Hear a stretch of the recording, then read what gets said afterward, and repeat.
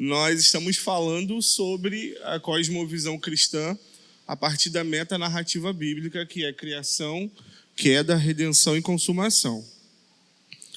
E aí eu gosto sempre de lembrar que se você perdeu alguma aula ou se você perdeu alguma temática, porque a gente iniciou falando sobre isso no ano passado, nós temos o registro das aulas no YouTube, né? Graças a Deus pela tecnologia. Então é só você ir lá no canal da comunidade Zelo que você vai conseguir ter acesso a tudo que a gente tem de material gravado a respeito dessa temática que nós estamos desenvolvendo. Hoje a gente vai dar seguimento à temática de consumação. E aí nós vamos falar sobre a esperança da volta de Cristo, mas focado em um caráter mais histórico, né? Nós vamos passar aí em alguns textos da Bíblia e nós vamos falar um pouquinho a respeito dessa esperança. Bruna, você consegue colocar no grupo para mim? Eu mandei para você no WhatsApp, eu esqueci de pedir isso. A Bruna vai mandar no grupo o PDF da aula, e aí se vocês quiserem abrir para poder ir acompanhando, eu acho que é interessante, né? Ela vai colocar no grupo geral. E aí deixa eu trazer mais uma vez, né, uma explicação a respeito da metanarrativa bíblica, que eu acho que é interessante a gente pensar para que a gente consiga ter uma noção, né, ou uma noção mais aproximada do que é a importância de nós entendermos criação, queda, redenção e consumação. Esses são os grandes 4 atos que nós vemos ao longo de toda a narrativa bíblica. Desde Gênesis a Apocalipse, nós temos o desenvolvimento de criação, queda, redenção e consumação. Criação, queda, redenção e consumação seriam os 4 pilares sobre o qual o plano de Deus se desenvolve. Então, pensa numa rodovia elevada, né? Vamos imaginar uma rodovia elevada. E aí você tem como pilar sustentando, né, essa rodovia, criação, queda, redenção e consumação. Então, todo o desenvolvimento dessa rodovia, que seria o plano de Deus, passa sobre esses pilares de criação, queda, redenção e consumação. Então, é muito importante, e aí, para além da construção que nós estamos fazendo a respeito de uma cosmovisão cristã evangélica, que já seria o suficientemente importante para o nosso desenvolvimento da nossa vida cristã, existe também essa realidade do plano de Deus sendo desenvolvido sobre esses 4 pilares, que é criação, queda, redenção e consumação. Então é muito importante nós termos de maneira clara em nossa mente, em nossa perspectiva, o que é a metanarrativa bíblica, o que é esses 4 grandes atos, né, que, novamente, é criação, queda, redenção e consumação. Vocês conseguiram abrir o PDF aí no grupo? Então, vamos lá. Vamos começar com reflita. Diz assim o textinho. Todas as vezes que Deus falou ao seu povo, uma expectativa de fiel cumprimento foi gerada nos corações daqueles que, de alguma forma, receberam as palavras do Senhor. Veremos ao longo desta aula como a expectativa da primeira vinda e do retorno de Jesus movia os corações dos primeiros crentes. Da mesma forma que os profetas, patriarcas e discípulos viveram com os olhos voltados para o cumprimento das promessas, nós também somos chamados a viver hoje olhando para a bendita esperança, a volta de Cristo. E aí a gente tem o texto de Tito 2,13, que é um texto muito conhecido, mas eu queria que você abrisse. Abre a sua Bíblia comigo em Tito, no capítulo 2.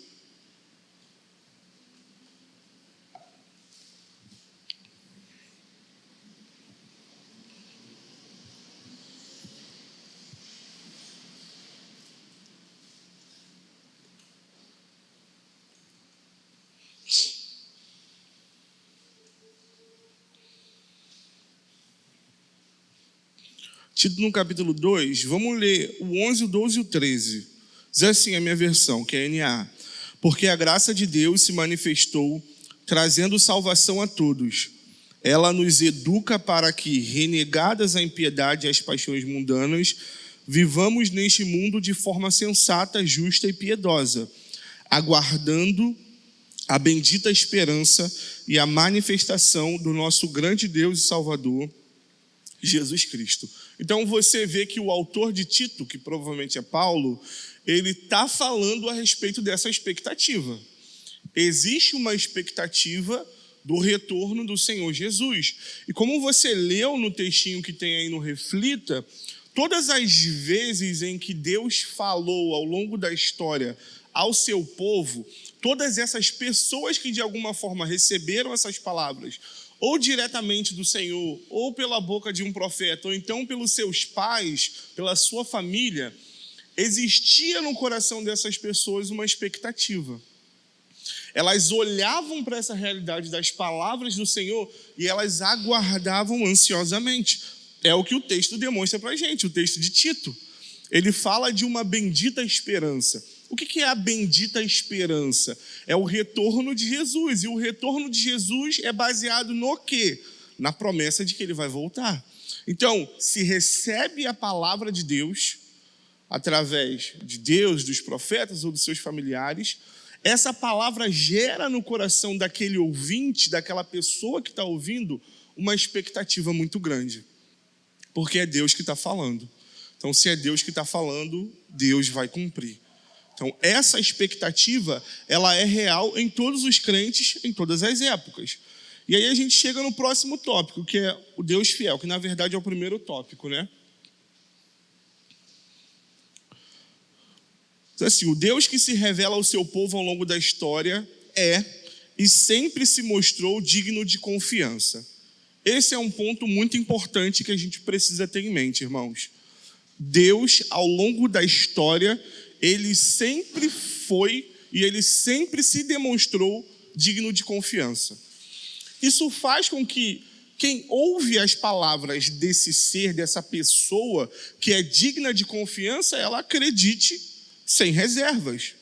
Se eu estou ouvindo a promessa de alguém que sempre se demonstrou, sempre foi e sempre será digno de confiança, eu olho para essas palavras com um olhar diferente do que eu olharia para uma promessa de um político, por exemplo. Com um olhar diferente do que eu olharia para uma promessa de qualquer outra pessoa falível. Se estamos ouvindo as palavras de alguém que é totalmente digno de confiança, isso precisa gerar em nosso coração, em nossa mente, uma expectativa de um cumprimento infalível, porque essa pessoa ela é digna de confiança. E ao longo da história, Deus sempre se demonstrou dessa forma. Seus atos de fidelidade evidenciam que ele cumpre o que promete e revelam também a sua natureza. Então, não tem a ver somente com eu falei alguma coisa e eu vou lá e cumpro, mas tem a ver com quem Deus é. Tem a ver com a natureza de Deus. Deus, diferente do homem, ele não comete erros. Deus, diferente do homem, ele não tem limites. O homem é limitado, você pode fazer uma promessa para alguém. Imagine uma pessoa que você gosta muito.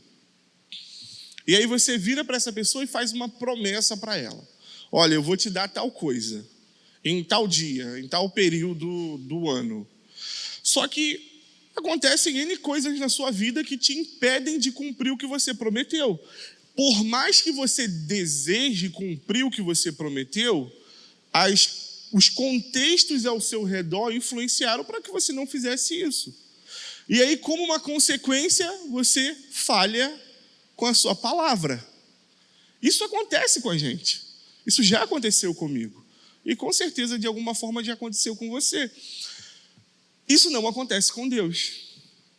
Porque não existem questões em volta de Deus que façam com que, de alguma forma, o seu desejo, aquilo que ele quer, não se cumpra.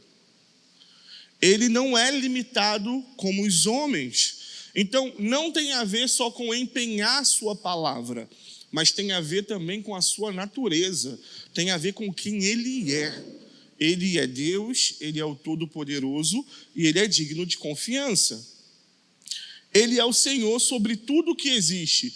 E isso significa que todas as coisas estão subordinadas a ele. Você já parou para pensar nisso? Não existe nada que Deus queira fazer que ele não possa fazer. Por quê? Porque ele é Senhor sobre tudo. Ser Senhor sobre tudo significa que todas as coisas estão abaixo dele.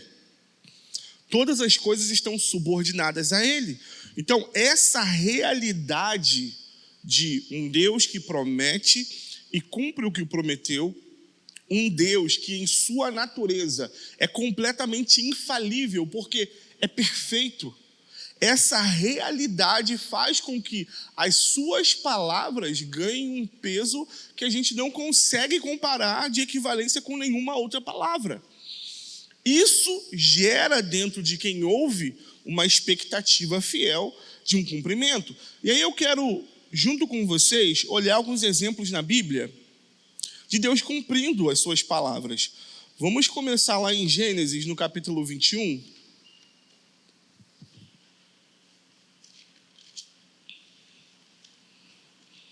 Esse texto do capítulo 21 de Gênesis é o texto do cumprimento da promessa que ele faz para Abraão.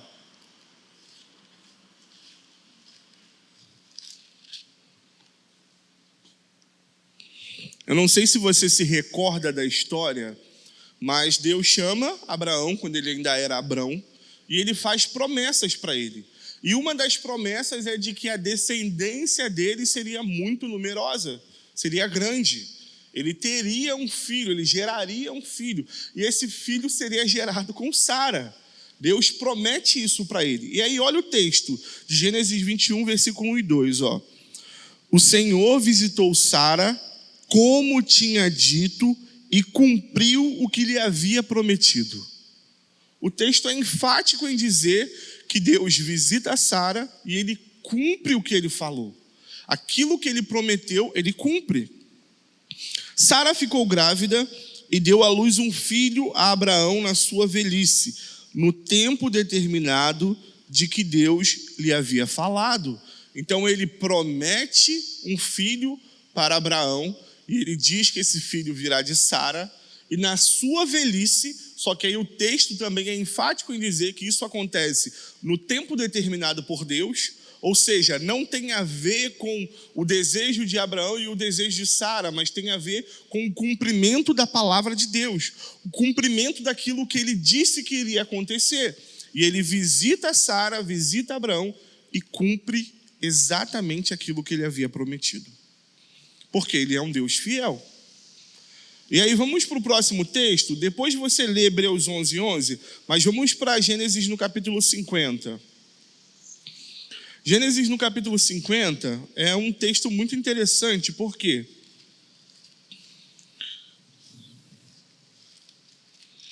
Porque é o final da vida de uma pessoa. Deixa eu só confirmar o versículo se está certo. Gênesis capítulo 50, versículo 24. Final da vida de José. José era um crente que havia ouvido as promessas de Deus a respeito dos pais, a respeito de Abraão, Isaac e Jacó. E ele acreditava nisso. Ele acreditava muito nisso. E aí, no final da sua vida, olha o que ele fala para os seus irmãos. Gênesis no capítulo 50, versículo 24. José disse a seus irmãos: eu vou morrer em breve. Ele sabia que ele ia morrer. Mas Deus certamente visitará vocês e fará com que saiam desta terra para ir à terra que jurou dar a Abraão, a Isaac e a Jacó. Ele estava morrendo, ele ia morrer. E ele diz que isso aconteceria em breve. Mas ele tem uma convicção no seu coração que nem mesmo a limitação que a morte o impõe, porque ele não veria essa terra, ele morreria. Nem mesmo essa limitação de não poder ver o cumprimento acontecendo fez com que ele desacreditasse daquilo que Deus falou que aconteceria. Ele olhou para a promessa de Deus e porque Deus é digno de confiança e porque Deus é totalmente fiel, ele acreditou nisso até o final. E ele fala para os seus irmãos: eu vou morrer, mas certamente Deus vai cumprir o que ele prometeu. Eu não vou ver isso acontecendo, mas certamente isso vai acontecer. Essa é uma convicção que todas as pessoas que ouviam Deus, ouviam as promessas de Deus, tinham em seu coração. Isso era muito firme, era uma certeza muito firme, a ponto de nem mesmo a limitação da morte fazer com que ele desacreditasse dessa realidade de cumprimento. E aí vamos um pouquinho mais para frente, em Êxodo no capítulo 12.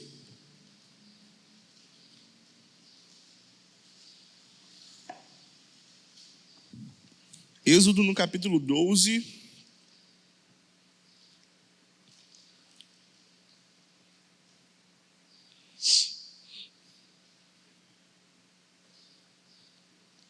Nós vamos ler o versículo 40 e o versículo 41.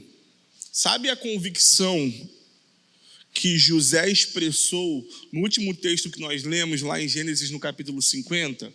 Esse texto que você vai ler é exatamente o cumprimento dessa expectativa que José tinha de que a palavra de Deus certamente não falharia. Olha o que o texto diz, ó. Ora, o tempo que os filhos de Israel habitaram no Egito foi de 430 anos. Aconteceu que, ao final dos 430 anos, nesse mesmo dia, todos os exércitos do Senhor saíram da terra do Egito. Deus libertou o seu povo do Egito, assim como José disse para os seus irmãos: eu vou morrer em breve, mas certamente o Senhor cumprirá o que ele prometeu. E o Senhor cumpriu. E o Senhor cumpriu. Vamos um pouquinho mais para frente, em Josué, depois de Deuteronômio, Josué no capítulo 21.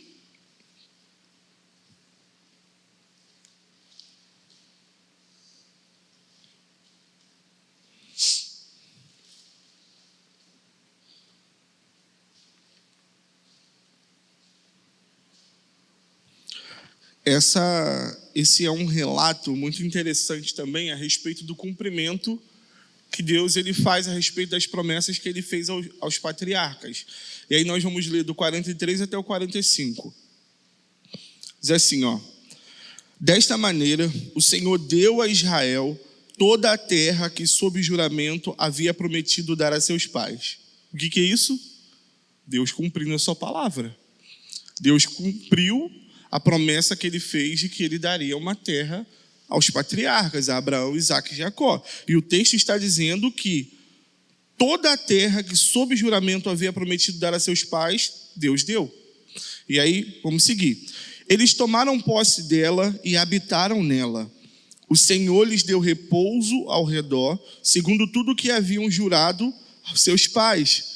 Nenhum de todos os seus inimigos resistiu diante deles. A todos eles o Senhor entregou nas mãos dos filhos de Israel.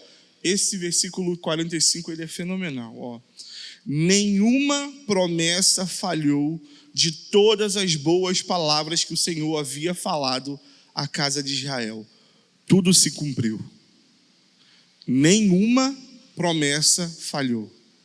O relato bíblico está dizendo para a gente que absolutamente tudo que o Senhor disse à casa de Israel que iria acontecer, aconteceu.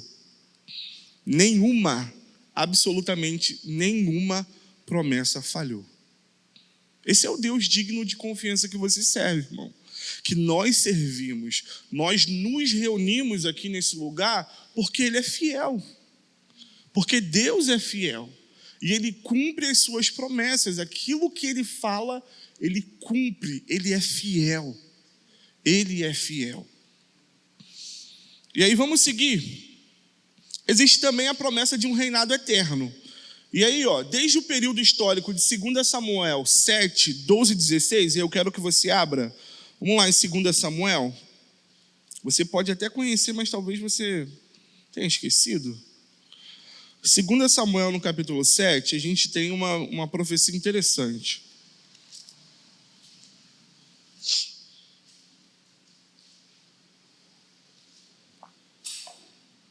Segunda Samuel, no capítulo 7, nós vamos ler do versículo 12 ao 16.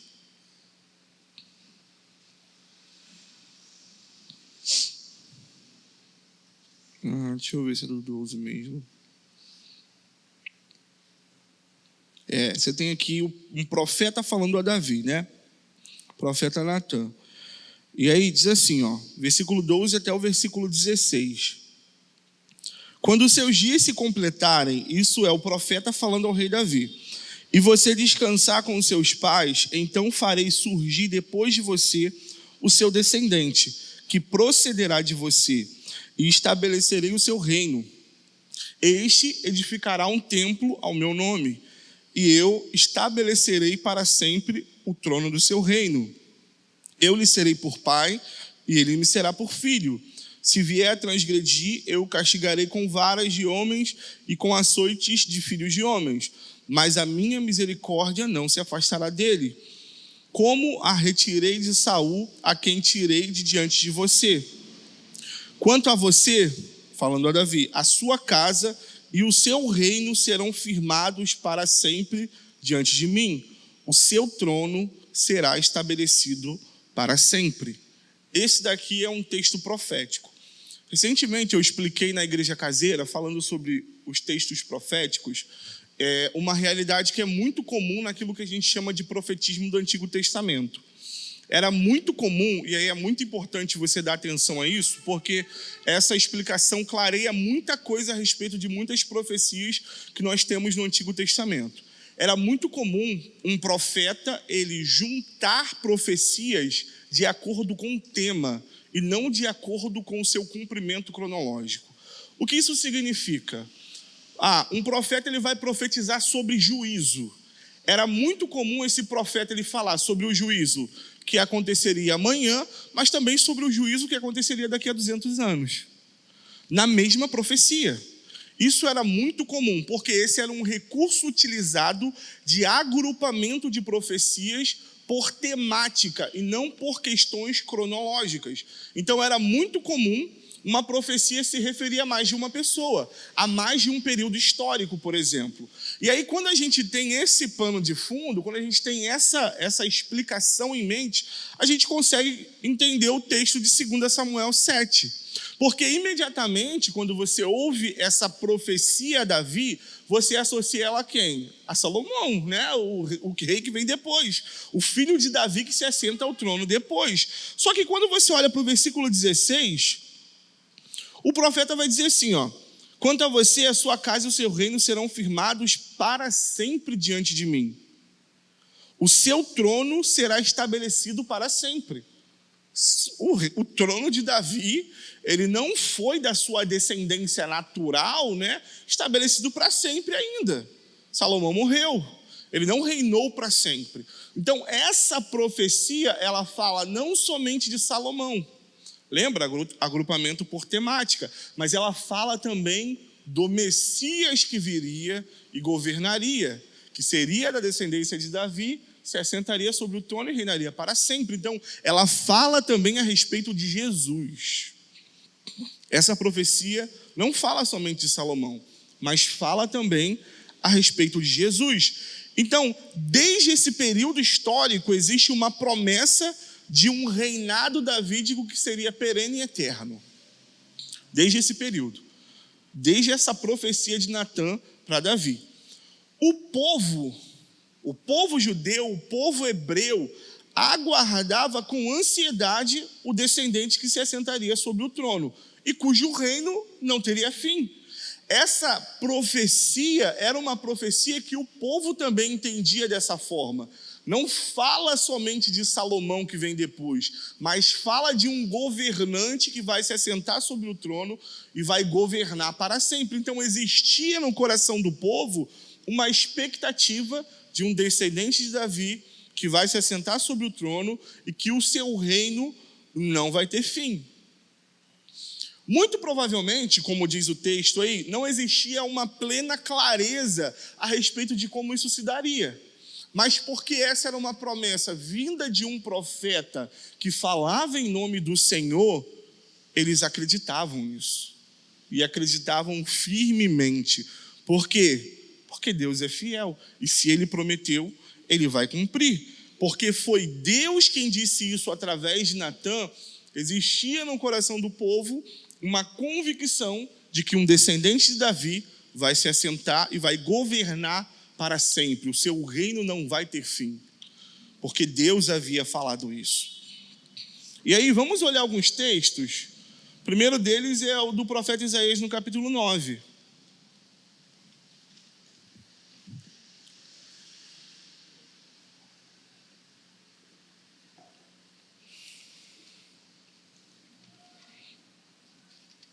Isaías no capítulo 9.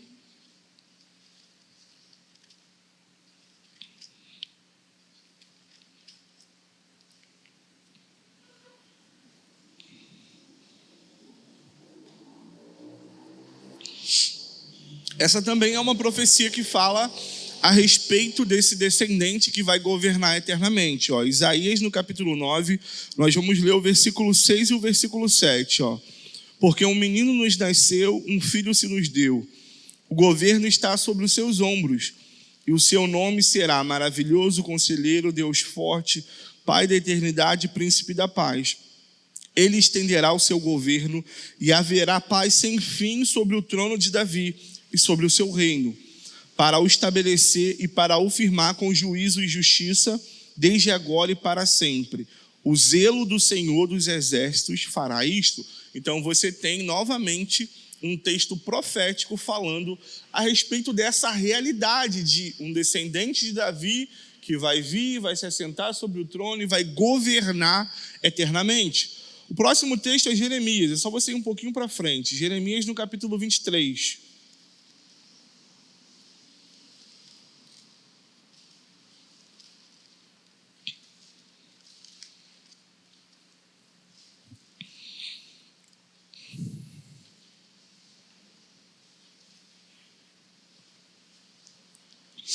O versículo 5 e o 6. Jeremias, capítulo 23, versículos 5 e versículo 6.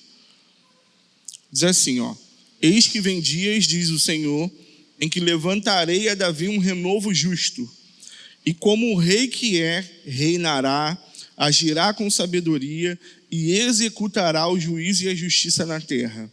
Nos seus dias Judá será salvo e Israel habitará seguro, e este será o nome pelo qual será chamado: Senhor, Justiça Nossa. Mais um texto que fala sobre essa realidade, essa expectativa que existia no coração do povo a respeito de um descendente de Davi que viria e se assentaria no trono. O último texto é Daniel. É um pouquinho mais para frente.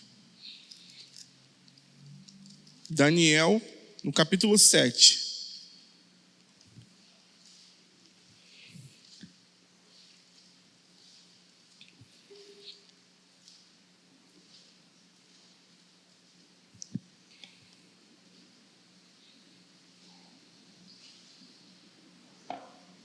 Olha só o que diz o texto, versículo 13 e 14, Daniel 7, versículo 13 e 14.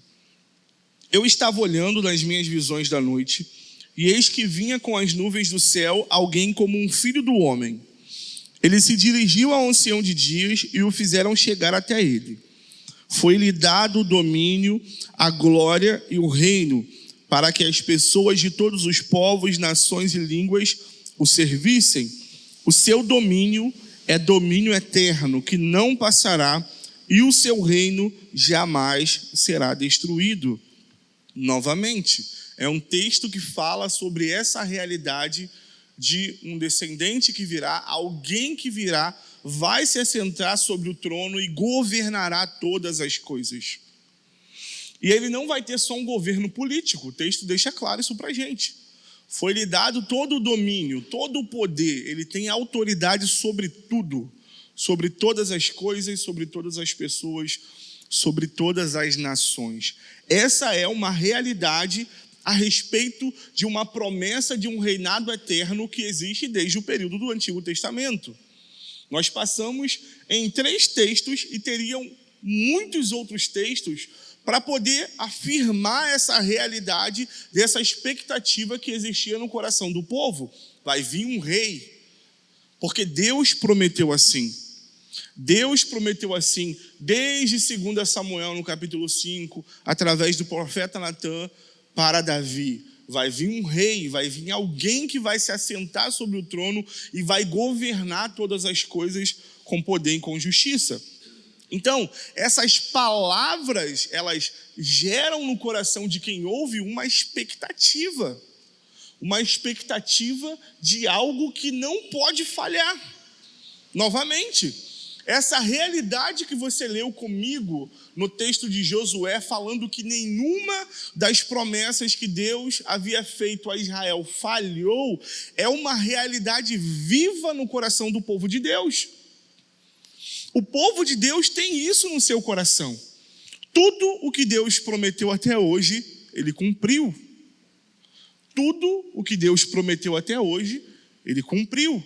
E Ele vai seguir cumprindo aquilo que Ele falou. Então, a promessa de um reinado eterno, gente, não tem a ver com... é uma coisa utópica, sabe? É uma realidade paralela. Não. O Deus que cumpre tudo o que Ele fala, esse mesmo Deus falou a respeito de um rei eterno que vai se assentar sobre o trono do mundo e vai governar todas as coisas com justiça. É por isso que existe em nós essa viva esperança, essa bendita esperança, porque nós cremos nesse Deus. Nós não cremos em um Deus limitado. Nós não cremos em um Deus que é vaidoso, sabe? Então assim, uma hora você faz uma coisa que agrada a Ele, aí Ele está feliz. Outra hora você faz uma coisa que desagrada a Ele, aí Ele está chateado, aí aquilo que Ele falou, Ele não vai fazer para você porque tem a ver com você, tem a ver com o que você fez, tem a ver com o seu comportamento, tem a ver com a sua oferta, tem a ver com o seu dízimo. O Deus da Bíblia, irmão, não funciona desse jeito. O Deus da Bíblia, o que Ele falou, Ele cumpre, independente de você, independente do seu comportamento, independente da sua oferta, independente do seu sacrifício. Por quê? Porque Ele não é movido por sacrifícios. O Deus da Bíblia, o Deus dos crentes, dos cristãos, Ele não é movido por sacrifícios. Ele se move de acordo com a sua vontade. Se Ele disse que Ele vai fazer alguma coisa, Ele vai fazer, porque isso tem única e exclusivamente a ver com Ele e não com a gente. Ele cumpre o que Ele prometeu. Ele cumpre o que Ele prometeu. Então, essa promessa de um reinado eterno é algo vivo no coração do povo de Deus, exatamente por quê? Porque é Deus que prometeu. A gente não, cavou, achou um pergaminho e leu, em um pergaminho que vai vir um rei. Não, existe uma promessa de Deus de um reinado eterno. E porque existe essa promessa de Deus, nós acreditamos com todo o nosso coração, com toda a força que existe em nós, com todo o nosso entendimento, porque foi Deus quem prometeu. Pareceu até a música da Sara, né? Mas não. Com tudo. Pareceu, né? Pareceu.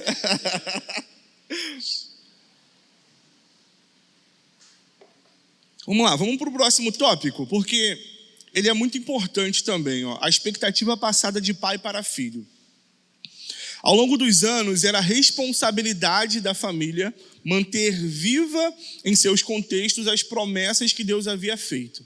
Então, vamos lá, eu sou o patriarca que recebeu diretamente de Deus, ou através de um profeta, uma promessa.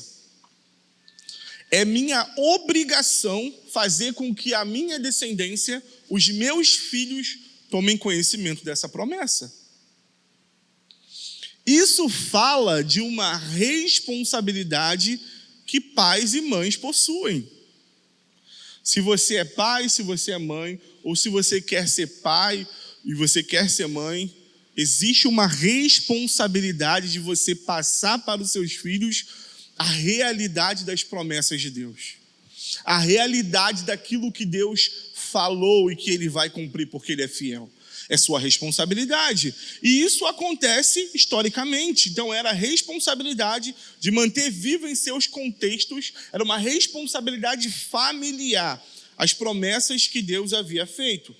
Por serem palavras do próprio Deus, essas promessas eram constantemente repetidas e moldavam a forma como os crentes viviam as suas vidas. Então, não tinha a ver só com uma historinha que você conta, sabe? Não tem a ver só com contar uma história para alguém, mas tem a ver com passar uma realidade viva. Uma realidade viva. Deus prometeu, Deus vai cumprir. E porque isso é uma realidade viva, isso precisa moldar a forma como eu vejo, a forma como eu escolho, a forma como eu conduzo a minha vida. Então, porque isso era uma realidade... Mas aí, irmãos, vamos lá, vamos voltar um pouquinho aqui na responsabilidade, né? Você não acha curioso? E aí, óbvio, eu sei que não tem a ver só com o ensinamento dos pais, tá? Eu sei que não tem a ver só com o ensinamento, com o testemunho dos pais.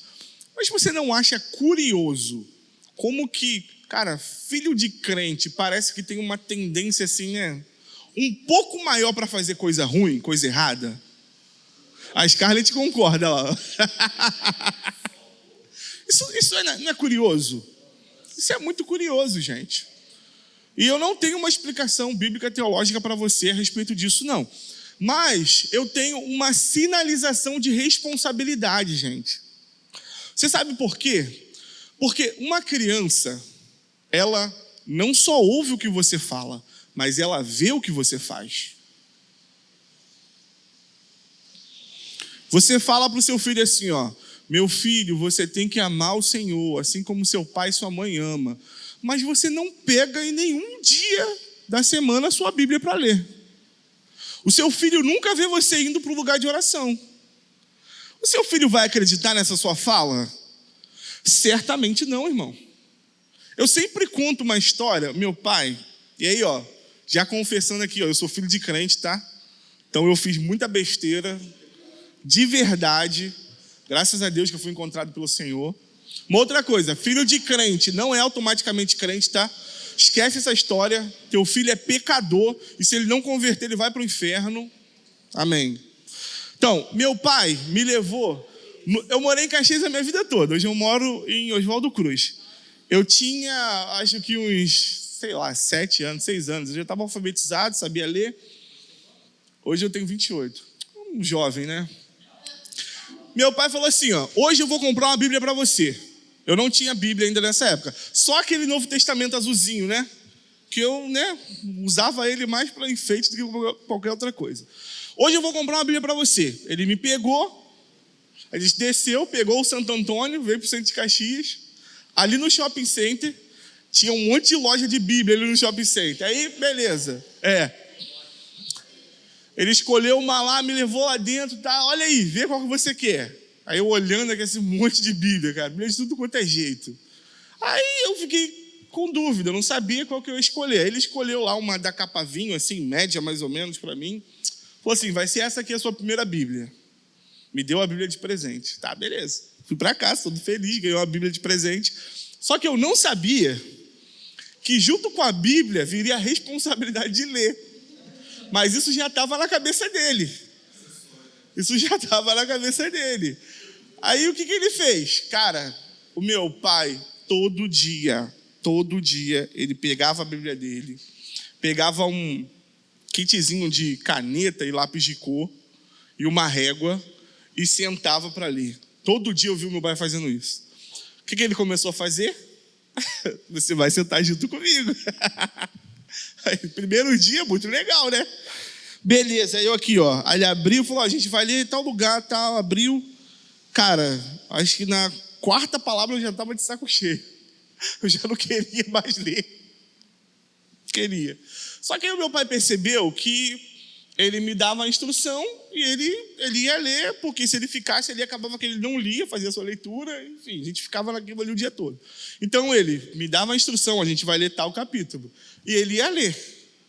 Eu, descrente, né? Não convertido, o que eu fazia? Aqui, Tá valendo nada. Eu só tava passando o olho aqui assim, e o dedo aqui assim, Aí tinha hora que eu pensava assim, tô indo rápido demais, meu pai vai perceber, né? Eu ia mais devagar aqui, ó. Coração ruim, né? Incrédulo, descrente, eu fazia isso. Só que aí, eu comecei a perceber uma coisa. Cara, a Bíblia do meu pai, ela tá toda marcada. A minha não tem uma marcação. O que eu fazia? Esperava meu pai sair. Depois que ele saiu, eu pegava a Bíblia dele e abria. Opa, Salmo 23 está todo marcado. Abria na minha, vinha com a caneta aqui, ó. Marcava o Salmo 23 todo. Aí, ó, olhava outro Salmo, 91 tá marcado. Eu ia lá, marcava o 91 todo. Cara, quando meu pai olhava a Bíblia, ele ficava muito orgulhoso. Ele falava assim, nossa, meu filho tá lendo a Bíblia, olha. A Bíblia dele tá toda marcada. Mal sabia ele do golpe que eu tava dando, né? Mas, enfim, né?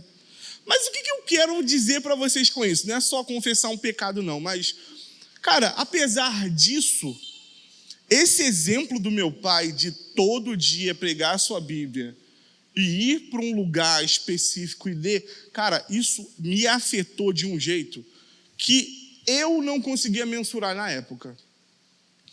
Eu olhava e via aquilo todo dia, gente. Todo dia eu via o meu pai fazendo aquilo. Todo dia. E algumas outras coisas também, como levantar de manhã e ajoelhar para orar. Eu via. Ele não precisava virar para mim e falar, ó, tá vendo o que eu estou fazendo? Eu via, eu estava ali. Eu via ele fazendo isso todos os dias.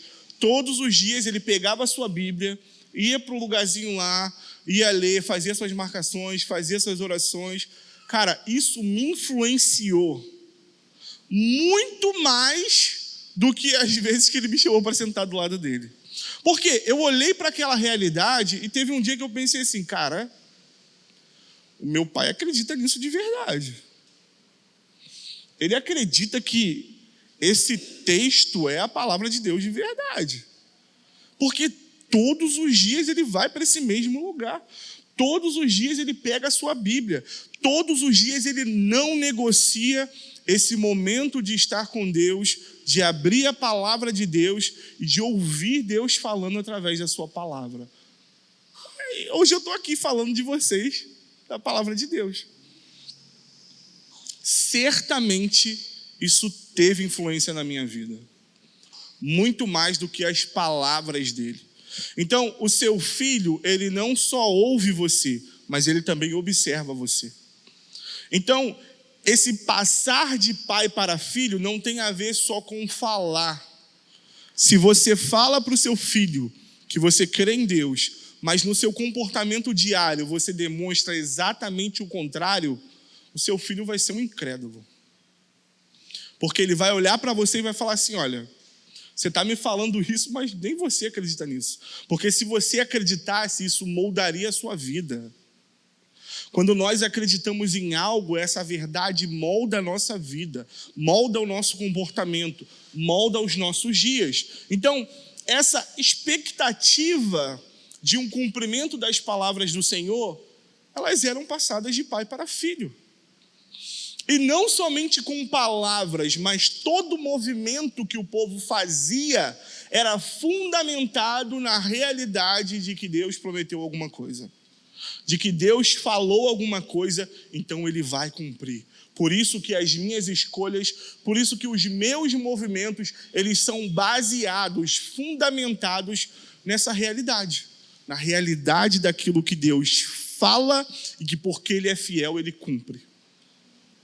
Então essa expectativa, ela era passada de pai para filho e moldava o comportamento de todas as pessoas. Então, a repetição tinha um objetivo didático, ensinar as crianças e, ao mesmo tempo, manter a chama da fé acesa. Então, se repetia as palavras que eles haviam ouvido do Senhor. Por quê? Porque isso ia ensinar as crianças, mas isso também manteria em seus corações essa fé acesa de que Ele vai cumprir. Ele vai cumprir. Ele prometeu, Ele vai cumprir. Ele vai cumprir. E aí eu quero olhar com vocês alguns textos. Eu não vou olhar não, vou deixar para você olhar depois. Deuteronômio no capítulo 6 é o famoso Shema, né? Ouça Israel. Essa era uma instrução que era repetida continuamente de pai para filho. E aí, se você olhar também depois o Salmo de número 2 e o Salmo de número 110, eles falam de uma realidade messiânica que muito provavelmente era cantada em família. Então, esses salmos falam de uma expectativa de um cumprimento futuro, mas que era tão real que eles falavam sobre isso sempre. Eles estavam sempre se lembrando a respeito dessa realidade. Então, dá uma olhada nesses textos depois. E aí, para fechar, a gente tem o último tópico, que é a expectativa presente dos discípulos do Novo Testamento.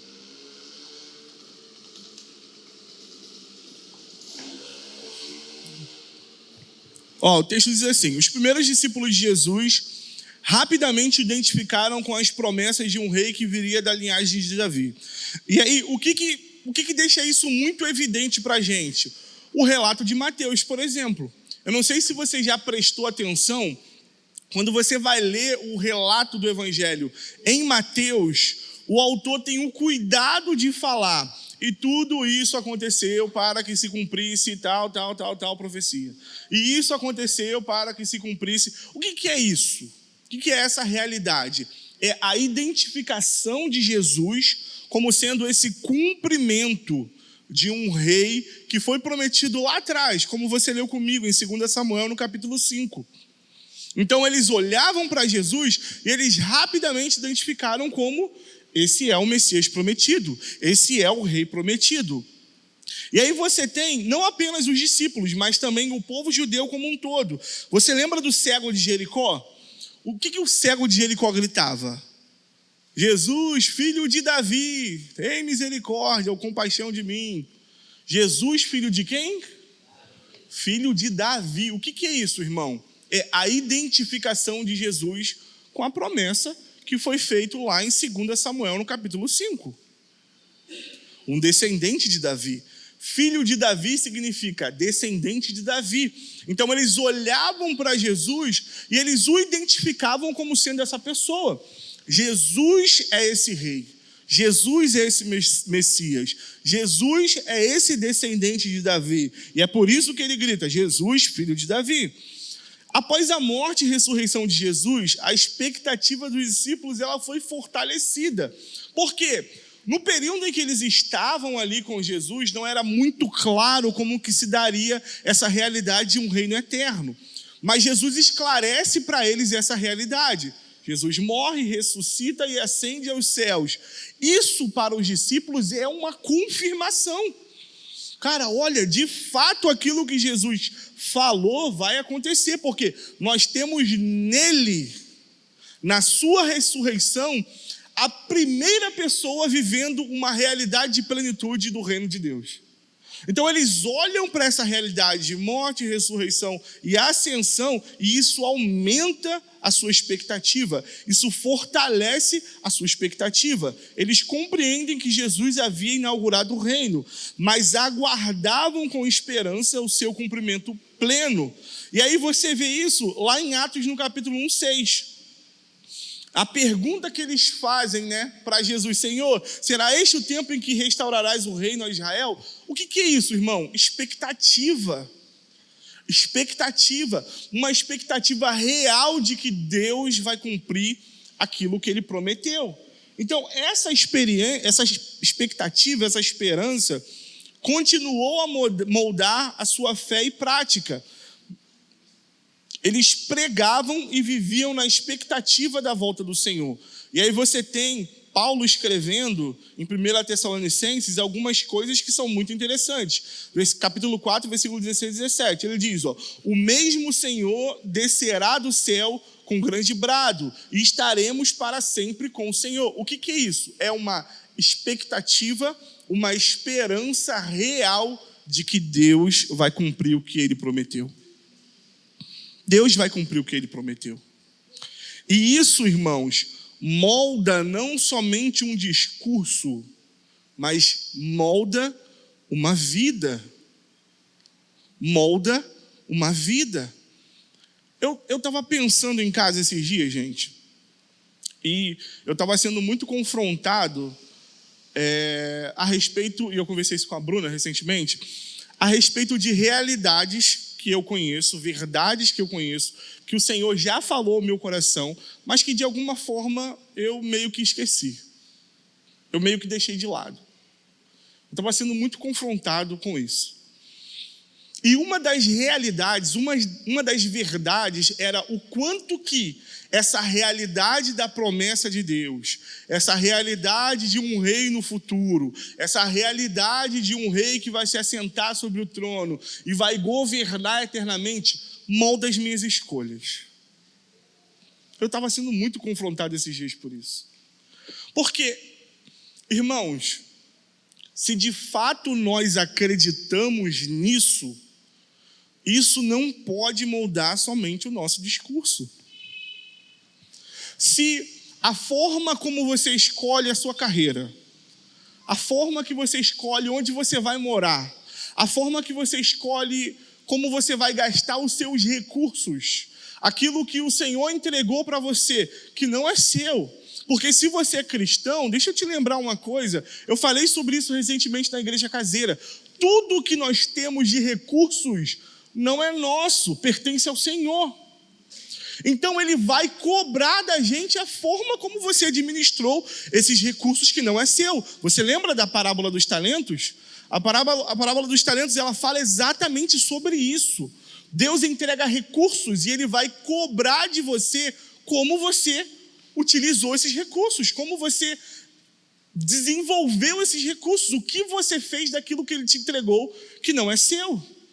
Então, assim, se a realidade do reino de Deus, a realidade de um Deus que promete e que é fiel para cumprir o que promete, não molda a forma como você escolhe as coisas na sua vida, talvez você não tenha sido alcançado por esse reino de verdade.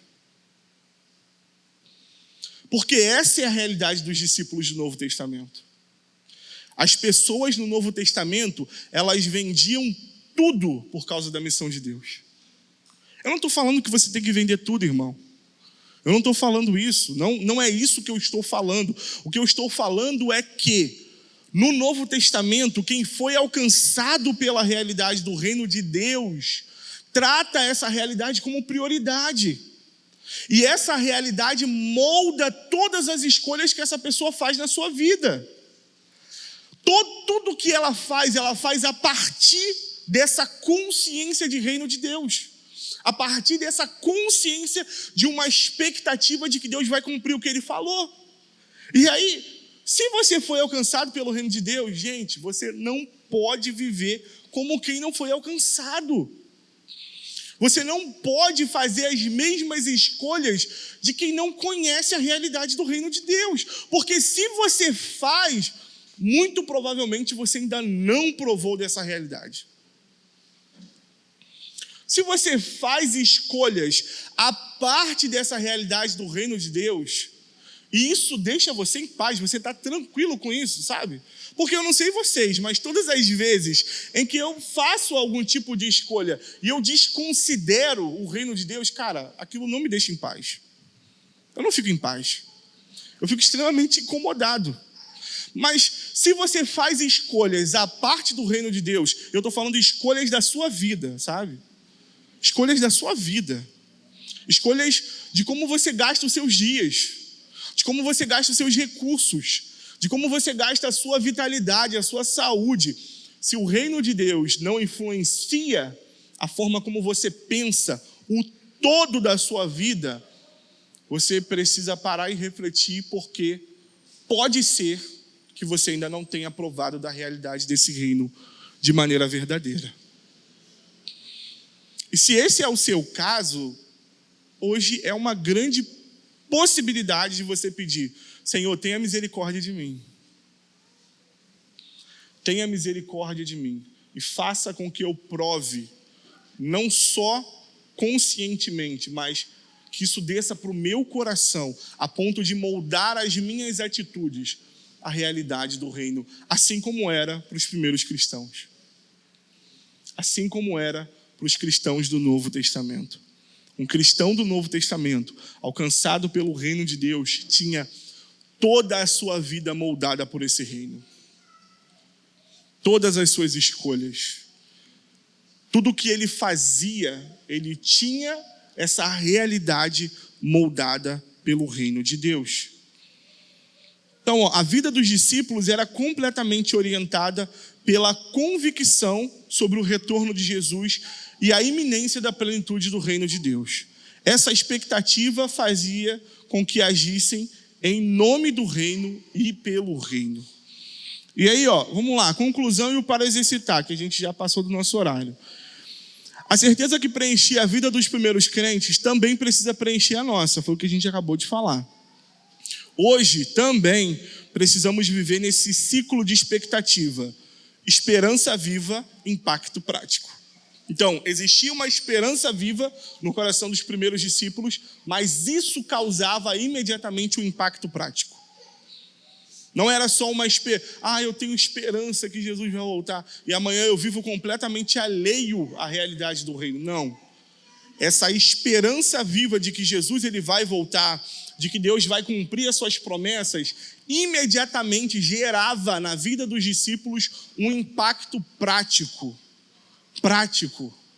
As suas ações sinalizavam que de fato eles tinham essa esperança, essa expectativa viva. E aí, para exercitar, irmão, converse com sua amizade espiritual, mais relacionamento de aliança, amizade espiritual, sobre quais passos práticos você tem dado em sua vida a partir da esperança da volta de Cristo. E aí, olha só, presta atenção, o para exercitar, gente, ele é sempre pensado num desenvolvimento daquilo que a gente está fazendo aqui, daquilo que a gente está construindo. Então é importante que você ponha ele em prática. Por quê? Aí você pode falar assim, cara, não tenho nenhum passo prático. Mais um motivo de oração. Você vai virar para a sua amizade espiritual e vai falar assim, irmão, eu percebi que eu não dou nenhum passo prático com base nessa realidade. E aí vocês vão orar junto por misericórdia, em nome de Jesus, seu coração e sua mente vai ser alcançado. Então não converse com a sua amizade espiritual só se de fato você tiver passos práticos para compartilhar. Mesmo que você não tenha, converse a si mesmo e seja honesto. Diga, olha irmão, eu não tenho passos práticos. Eu estou percebendo que a realidade do reino de Deus não está influenciando a minha vida de maneira prática. E aí o seu irmão vai orar junto com você e você vai ser mais uma vez alcançado por graça e misericórdia do Senhor. Amém? Que Deus nos abençoe.